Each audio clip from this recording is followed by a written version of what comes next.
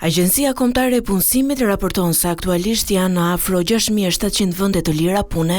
Nëse analizojmë shifrat, sektori i hotelëri-turizmit është ai me nevojë më të madhe për fuqi punëtore, me 771 pozicione boshe, kryesisht për kamarier, pastrues dhomash, banakier dhe ndihmës në kuzhinë.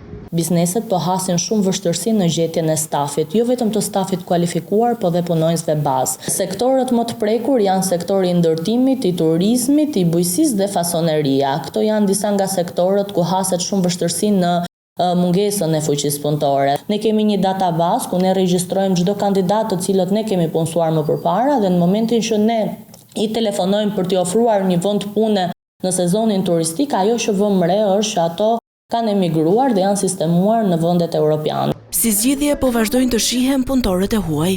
Gjatë 3 muajve të parë të vitit, Agjencia e Punësimit ka pajisur me leje unike afro 2600 të huaj dhe 89% e tyre ishin punëmarrës. Pjesa më e madhe e të huajve erdhën nga Italia, Turqia, Filipinet, India dhe Egjipti.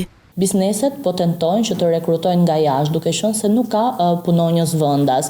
Punonjësit vijnë kryesisht nga Nepali, nga Egjipti, nga India, nga Filipinët. Nuk është e thjeshtë edhe për bizneset, ne të paktën duke prekur më nga afër këto situata, shohim që bizneset i kanë një vështirësi shumë të madhe, sepse çfarë ndodh? Që të rekrutosh një punonjës tuaj, përveç se detyrimet, vizat, leje qëndrimit, procedurat që nuk janë as pak të lehta, marrin një risk shumë të madh, sepse i bie të rekrutosh një punonjës nga Filipinët, ti nuk e di as kush është ky punonjës, nuk është se e merr në një intervistë paraprake, nuk e di sa produktiv është në vendin e punës. Problemi i gjetjes së fuqisë punëtore i ka shoqëruar bizneset për të paktën 3 vitet e fundit, pavarësisht rritjes së pagave që është bërë.